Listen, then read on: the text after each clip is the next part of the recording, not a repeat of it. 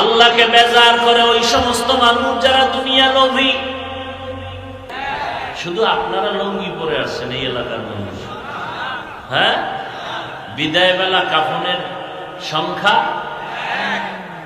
শুধু আমগো হুজুরদের একটা কাফন বেশি হবে, তাহলে ধনীদের বেশি হবে। আচ্ছা, গরিব রিক্সাওয়ালার কাফন একটা কম হবে। কয়টা? সবার কাফন কয়টা? তিনটা। নারীদের কালার গুলো একটু আলাদা হবে। যারা একটু বেশি হুজুর টুজুর আমল করে এগো কালার একটু আলাদা হবে, আর যারা মোটামুটি অল টাইম বিড়ির উপরে থাকে এগো কাফনের কাপড়টার কালার আলাদা হবে। হ্যাঁ, সবে কবরটা বুঝি একটু আলাদা। কারো কবর একটু, আপনাদের কবরটা বোধ হয় অন্যদের তুলনায় এক হাত বড়, তাও আচ্ছা, সবাই মাটি দিয়ে চলে যাওয়ার পরে ফেরেশতারা এসে প্রশ্ন করবে কয়টা? আলাদা আলাদা। আপনাদের প্রশ্ন একরকম, আমাদেরটা আর এক রকম, তাও এক। তো পোশাক কেন আলাদা? কিও আল্লাহ এক, নবী এক, কোরআন এক, কাবা এক, ধর্ম এক, কালেমা এক, কাফন এক, সংখ্যা এক, কবর এক, প্রশ্ন এক। টুপি আলাদা কেন? পোশাক আলাদা কেন? এক আল্লাহর গোলাম যদি হই, পরলে সবাই প্যান্ট শার্টটাই পরি। আর যদি কন না এটা নবীর পোশাক না, তাহলে সবাই এই পোশাক পরি। আলাদা কেন? রাগ করতেছেন? আচ্ছা, প্যান্ট শার্ট পরে হুজুর আপনি বুঝেন না, দুনিয়াতে চলেন না। হ্যাঁ চলি। কি বুঝি? চাকরি। আরে যেই রিজিকের মালিক কি চাকরি না আল্লাহ? গর্তের পিপিলিকার খানা কে দেন? উড়ন্ত পাখি পেট ভরে সন্ধ্যাবেলা বাসায় আসে, কে খাওয়া? নদীর মধ্যে বড় বড় হাজারো মাছের খানা কে দেন? জমিনের ভেতরের পিপিলিকা এর খানা কে দেন? জঙ্গলে হাজারো প্রাণী খানা কে দেন? ওরা দামি না আমরা দামি? সে আল্লাহ আমগো খানা দিবেন না? তো যেই চাকরি করতে গেলে আল্লাহর হুকুম মানা যাবে না, সে চাকরি করবো কেন? এরপরও মেনে নিলাম 1 মিনিট, 1 মিনিটের জন্য মেনে নিলাম চাকরি। কিন্তু আমার আল্লাহর ঘরে যখন ঢুকি, তখন আপনি কার চাকরি করতে গিয়া প্যান্ট শার্ট পরে ঢুকছেন? আল্লাহর ঘরে কেন মদিনার পোশাক নিয়ে ঢুকেন নাই? কই বড় লোক, কই ধনী, কই গরিব, সব সাদা কাফনের কাফন পরিয়া সব বাইতুল্লাহর মুসাফির। কে ধনী কে গরিব ভেদাভেদ আছে? সবার একই চাওয়া, লাব্বাইক আল্লাহুম্মা লাব্বাইক লাব্বাইক লা শারীকা লাক লাব্বাইক ইন্নাল হামদা ওয়ান নি'মাতা লাক ওয়াল মুলক লা শারীকা লাক। কত মজা আছে এর মধ্যে, আপনি তো বুঝবেন না। যে কুমিল্লার রসমালাই খায় না, এর কেমনে মজা বোঝাবো যে বড় মজার জিনিস কি? যে কালো মাইয়ার পিছনে পাগল হয়ে দৌড়াচ্ছে, ও অন্যেরে কেমনে বুঝাইবে যে সুন্দরীর চেয়েও আমার কালাই বালা? দুনিয়ার সব বুঝে, আখেরাতের বেলায় মূর্খ। আল্লাহ স্বার্থপর যদি হইতে, আল্লাহর দেয়া পানি, আল্লাহর দেয়া বাতাস, চাঁদের আলো, সূর্যের আলো নেওয়ার পরে যারা আল্লাহ মানে না, রসুলের আদেশ মানে না, যারা মানে তাদেরও পছন্দ করে না, আল্লাহ যদি স্বার্থপর হইতেন এদের ঘুমের মধ্যে মেরে ফেলতেন। আল্লাহ স্বার্থপর না, এজন্য মারেন নাই, বরং ডাকে আয় গোলাম আয়। যদি বান্দা একবার সেজদায় গিয়া কও ইয়া রব্বি গফিরলি, আমি তোর 1000 বছরের জীবনের সব গুনাহ মাফ করে দিব। আতিনা ফি দারে দুনিয়া না হাসান, আতিনা ফি দারে উকবা না হাসান, ইয়া গিয়াসাল মুস্তাগীসিন ইহদিনা লিফতিখারা বিল উলুমি ওয়াল গিনা। হর গোরি দে নেকো তু তৈয়ার है, जो न मांगे उससे तू बेजार है। আল্লাহকে বেজার করা যাবে না কেন? তিনি স্বার্থপর। আল্লাহকে বেজার করা যাবে না কেন? তার মতো দয়াময় কেউ নাই। যেই দয়া তিনি আমাদেরকে করেছে, এই রকম দয়া মা বাবা সন্তানের করে না। করে? স্বার্থে আঘাত লাগলে কি করবে? সাথে সাথে সন্তানের জবাই করে। সন্তানের স্বার্থে আঘাত হলেই মা বাবাকে জবাই করে। স্ত্রী স্বার্থের টানে স্বামীকে জবাই করে, স্বামীও স্ত্রীকে জবাই করে। আল্লাহ পাক কয় আমার কাছে স্বার্থ নাই, বড় দয়া। এক জাহান্নামী মুশরিক মূর্তি পূজা করে, মূর্তি সামনে নিয়ে সনম সনম কয় নাকি। একদিন তার জবান থেকে অজান্তে বের হয়ে গেল সমাদ, আল্লাহুস সমাদ। যখন সনম শব্দ বাদ দিয়া সমাদ বের হয়ে গেল, গাইবি আওয়াজ আসতেছে লাব্বাইকা ইয়া আবদি। হাজির, ও বান্দা কেন ডাকো? আমি মালিক হাজির। অনেক যুগ যুগ ধরে মূর্তি সামনে নিয়ে সানাম সানাম বলে ডাকলো, কোনদিন এরকম জবাব আসে নাই। আজ জবান থেকে অজান্তে সমাদ বের হয়ে গেল, আওয়াজ আসছে লাব্বাইক। আহ, লাব্বাইক আওয়াজ আসছে। এবার কে তুমি? বলে আনা রব্বুকা, আমি তোর রব। আমি তোরে বানাইছি বড় আদর করে। তোর মা এত আদর দেয় না, আমি আল্লাহ তোরে যে আদর দিয়া বানাইছি। ও বান্দা, তুই তাকায় তাকায় না, সামনে চেহারাটা কত সুন্দর, তোর কণ্ঠের আওয়াজ কত সুন্দর। তুই দুইটা চোখ দিয়া সূর্যের দিকে তাকাও, গাছের দিকে তাকাও, রাতে চাঁদের আলো দেখো। আবার তোর মতো কত মানুষ আমি বানাইছি, চোখ দিয়ে সূর্য দেখে না, চাঁদের আলো দেখে না। বাস স্ট্যান্ডে লাঠি নিয়ে গাড়িতে উঠে উঠে ভিক্ষা করে আর কান্না করে আর বলে আল্লাহ কারীম, আমার 1 টাকা ভিক্ষা দাও। আমি জন্মান্ধ, আমি আসমান দেখি না, জমিন দেখি না। তোমরা কোথায় যাও? ঢাকা যাও, তাও দেখি না। যাত্রা পথে আমারে কিছু দান করে যাও, দোয়া করবো তোমার যাত্রা শুভ হবে। তোমার 1-2 টাকা নিয়ে আমি বাসায় যাব সন্ধ্যাবেলা। কিছু চাল ডাল নিয়ে গেলে আমার বাসায় 2টা ছোট ছোট বাচ্চা, ওরা বাসায় গেলে আওয়াজ পেলে আইসা জড়ায় ধরে, আব্বু মজা দাও, মজা দাও।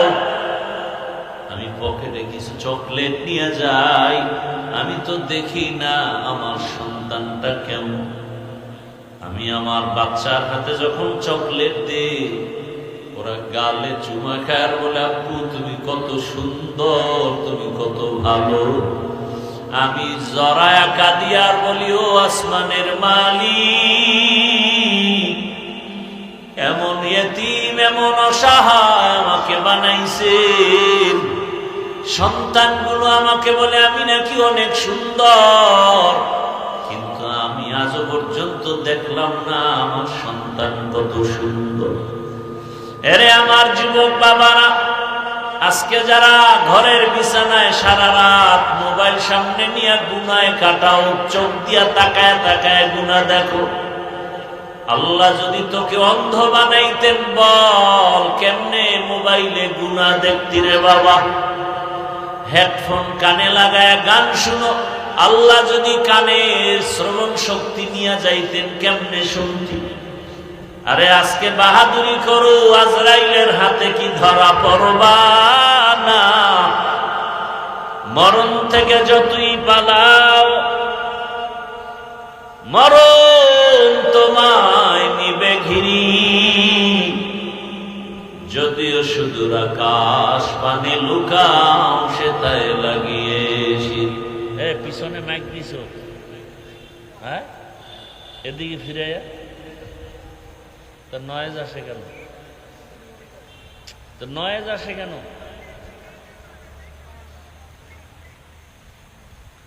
ভাইরা আমার, তাহলে আল্লাহর মতো দয়াময় আর কেউ? আমারও যে আল্লাহ খাওয়ায়, যে আল্লাহ মানে না আমারে গালি দেয়, তারেও আল্লাহ খাওয়ায়। বরং বাহ্যিক দৃষ্টিতে দেখা যায় আমরা আল্লাহকে মানার কারণে টুপি পরছি, আল্লাহরে মানি, রসুল মানি, দাড়ি রাখছি, ঠিক নেই? কিন্তু আমার জাতি ভাই মুসলমান টুপি দেখে গালি দেয়, দাড়ির কারণে গালি দেয়, কওমি মাদ্রাসায় পড়েছি গালি দেয়। কি পীরের দরবারে যাই, চরমনাই উজানি যাই, এই কারণে গালি দেয়, আছে না নাই? কওমি মাদ্রাসায় পড়েছি কেন, এই জন্য গালি দেয়। দেওবন্দীদের অনুসরণে চলি কেন, গালি দেয়। এটা কোন থানা? ও সোনাইমুড়ি থানার মানুষ, আমাকে জবাব দাও। সত্যটা বলিও, কারো পক্ষে বলিও না। আমার বাংলাদেশে ইসলাম আর জনগণের আর দেশের ক্ষতি তাবলীগওয়ালাদের দ্বারা কি পরিমাণ হইছে বলো? হয় না কইতে বাজে, হইলে কম। দাওয়াত ও তাবলীগের দ্বারা আমার দেশের ক্ষতি হয়েছে, জনগণের ক্ষতি হয়েছে, ইসলামের ক্ষতি হয়েছে। চরমনাই, উজানি, বাহাদুরপুর, নানুপুর যারা হক পীর, এদের দ্বারা কি আমার ইসলাম, আমার দেশ, আমার জনগণের ক্ষতি হয়েছে? কওমি মাদ্রাসার দ্বারা আমার দেশ, জনগণ, ইসলামের ক্ষতি হয়েছে। দেওবন্দীদের কারণে ক্ষতি হয়েছে। তাহলে গালি দাও কেন? বিরোধিতায় ফেসবুকে লেখো কেন? শেষ পণ্ডিতি। আমি জবাব দেই, ওরা গালি দেয় কেন? কি একমাত্র মাথার তালু থেকে পার তালু পর্যন্ত টোটালটাই হিংসায় ভরা, টোটালটাই হিংসায় ভরা। আল্লাহ হেদায়েত দান করুন। जिंदगी में बंदगी तू करना है, जिंदगी में बंदगी शर्मिंदा है, जिंदगी में बंदगी शर्मिंदा है। यहाँ हम सब मुसाफिर, दिल ना लगा, अहले दिल की नजर से रूह करता जा, शाह दौलत सब फकीर गर नेक नेहे, शाह दौलत सब फकीर गर नेक नहीं, जिंदगी में बंदगी तू करना है, जिंदगी पे बंदगी शर्मिंदा है, जिंदगी पे बंदगी शर्मिंदा है। দুনিয়া নামক গ্রহ আল্লাহ বানানোর আগে আল্লাহ পাক সিদ্ধান্ত নিলেন একটা ঘর বানাবেন জমিনে, প্রথম একটা ঘর। জমিনটা বানানোর সূত্র হলেই আল্লাহ সে ঘর বানালেন, নাম কি? জোরে বলেন। ইন্না আউওয়ালা বাইতিন উযিআ লিন-নাস লাল্লাযী বিবাক্কাতা মুবারাকান ওয়া হুদা মুবারাকান ওয়া হুদাল লিল-আলামিন।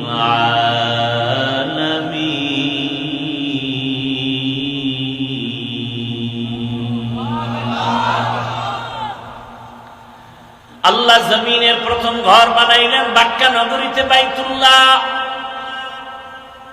হেদায়েতের ঘর, মানুষের কল্যাণের জন্য। সেই বাইতুল্লাহ জিবরাইল আমিন ফেরেশতার মাধ্যমে আল্লাহ বাইতুল্লাহ প্রথম নির্মাণ করালেন, আদম নবী দিয়া পুনর্নির্মাণ করালেন। নূহ আলাইহিস সালাম আসেন তুফানে, ওই বাইতুল্লাহ সহ পুরা জমিন সাফ হয়ে গেল। আল্লাহ পাক রব্বুল আলামিন নূহ পয়গম্বরের 3 সন্তানের দ্বারা এই জমিনটাকে আবার আবাদ করলেন, সাম হাম ইয়াফাস। আবাদ করিয়া এই জমিনের মধ্যে আল্লাহ পাক রব্বুল আলামিন একজন নবী পাঠালেন, নাম করা জলিল কদর পয়গম্বর ইব্রাহিম। পয়গম্বর ইব্রাহিমের দ্বারা বিলীন হয়ে, এই আপনাদের কি হেদায়েত কমপ্লিট?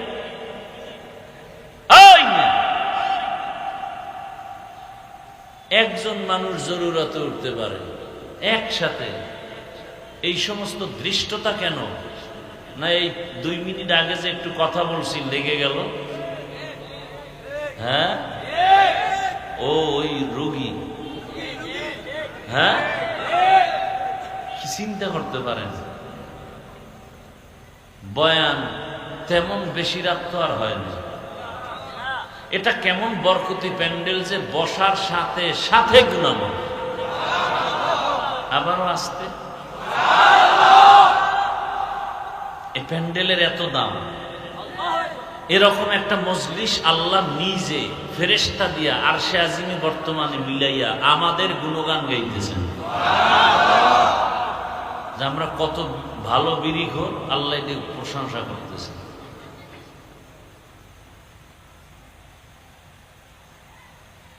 আল্লাহ প্রশংসা করে বলেন, ও ফেরেশতা, ওই জমিনের মধ্যে যারা আছে এদের জীবনের গুনাহগুলো মাফ করে দিলাম।